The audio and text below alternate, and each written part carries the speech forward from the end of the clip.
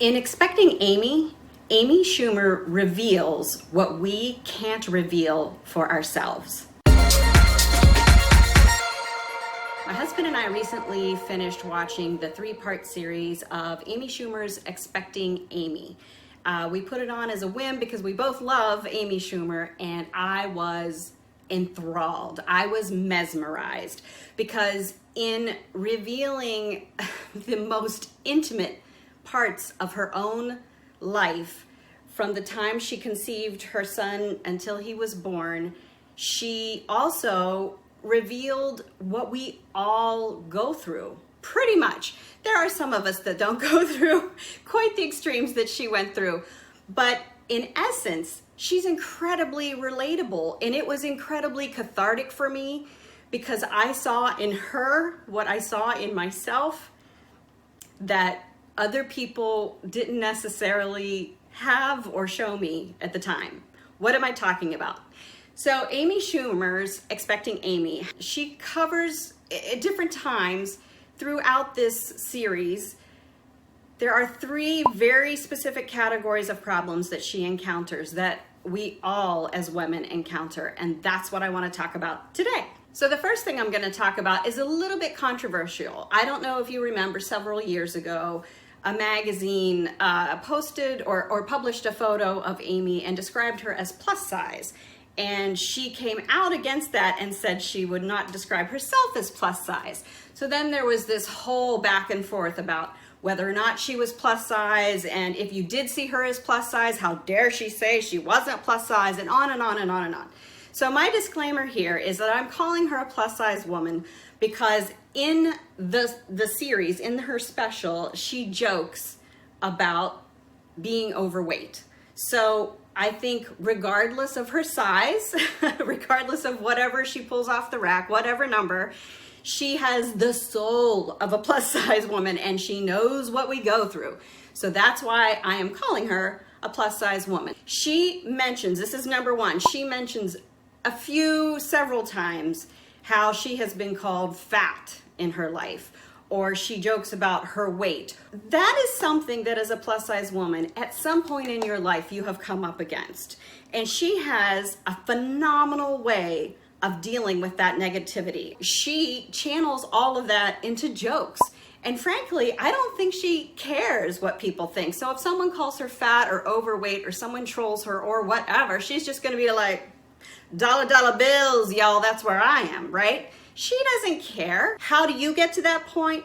That is tough. Here's my advice. Take some of what Amy's got going on and take it for yourself, because you get one go around. So it only matters what you think of yourself, and you need to work on that. You need to know how beautiful you are, and that it doesn't matter what your size is, and it sure as hell doesn't matter what anybody else says. I have had comments made to me in the past, and most of the time, you maybe have found this, they're not outright "you're fat" comments. They're usually like left-handed compliments. I remember one time I was swimming laps.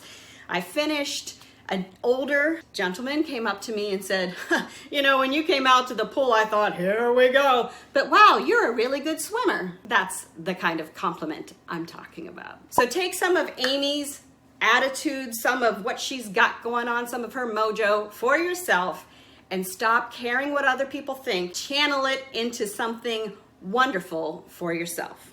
Number 2, sexism. Amy Schumer talks a lot about sexism in all of her stand-up. I love her attitude. She is feminist AF. Part of the 3-part series shows her go to Washington, D.C. to be part of the protests against Brett Kavanaugh being confirmed for the Supreme Court. It made all the headlines, so I'm sure you remember it. She was in the news. She got arrested. You got to watch the special, though, because she has a funny insider look at that whole arrest that I'm not going to spoil for you because I thought it was hilarious. Make no mistake, Amy Schumer is here for women. She believes in equality, and she makes jokes all the time about how women definitely do not have equality. Her jokes just, I don't know.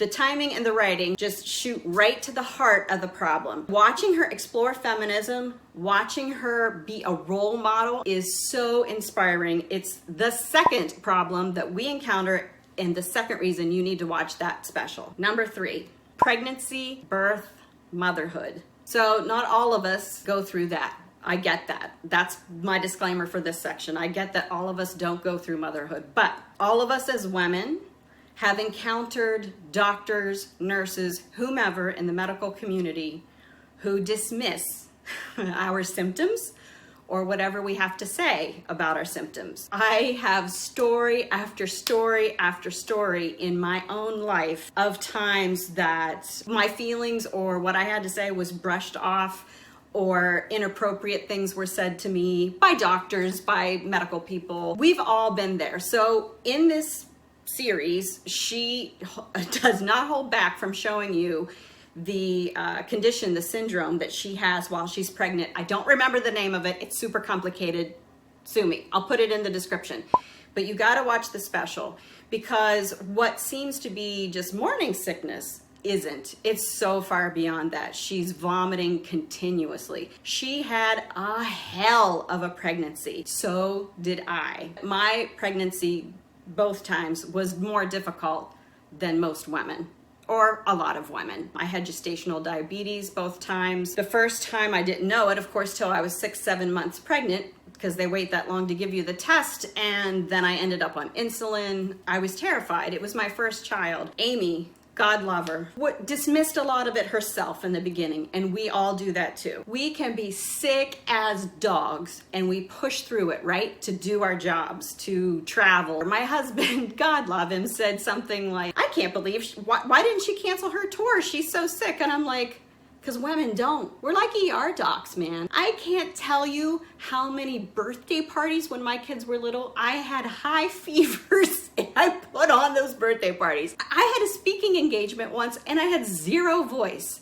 I had had pneumonia and I had zero voice, but by God, I showed up and I did the best I could. That's Amy. We are all that woman, because we as women have been taught, suck it up, sister. Her series beautifully displays this. She writes off her own symptoms until they're at like the breaking point. And then finally she goes to the doctor, to the ER, and a specialist in this particular condition she has comes in and says, you don't know. You've been suffering. This is what you have. For decades, for hundreds of years possibly, but at least decades, women were told it was all in their head, or that they were exaggerating, or they were doing it for attention. We've all heard this stuff before about all kinds of conditions, right? And props to her, because my pregnancy was horrible, but every woman I talked to had beautiful pregnancies and they loved being pregnant and whatever. I felt like I was not happy being pregnant. It was horrible.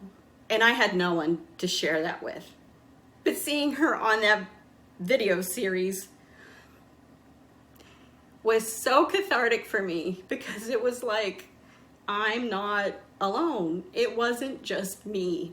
She also has a C-section. It doesn't go as well as it could. I love that she showed this part of it, because it's not all flowers and balloons. Please don't misunderstand. I love my children, but being pregnant and being in labor or having a C-section was an absolute nightmare for me. And would I do it all again? Of course, in a heartbeat. But that doesn't mean that it wasn't traumatic. And I hope that Amy Schumer, by filming everything and sharing it with us, is able to deal with that trauma and leave it behind. And I can't wait to see her next comedy special when she's laying out jokes about motherhood. Being plus size, sexism, pregnancy, and motherhood. If you have had any kind of negative experience or any kind of trauma in any of those areas, I encourage you to watch Expecting Amy. I'm betting you'll find it as cathartic and wonderful and hilarious and touching as I did. Thanks for watching.